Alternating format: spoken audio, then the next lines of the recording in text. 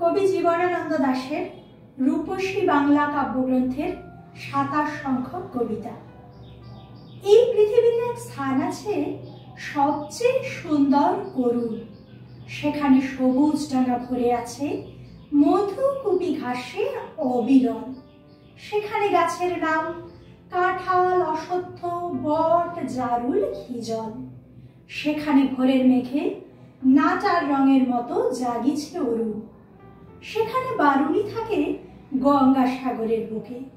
সেখানে বরুণ, কর্ণফুলী, ধলেশ্বরী, পদ্মা জলাঙ্গিরে দেয় অবিরল জল। সেইখানে শঙ্খচিল পানের বনের মতো হাওয়ায় চঞ্চল। সেইখানে লক্ষ্মী মেচা ধানের গন্ধের মতো অস্ফুট তরুণ। সেখানে লেবুর শাখা নুয়ে থাকে অন্ধকারে ঘাসের উপর। সুদর্শন উড়ে যায় ঘরে তার অন্ধকার সন্ধ্যার বাতাসে।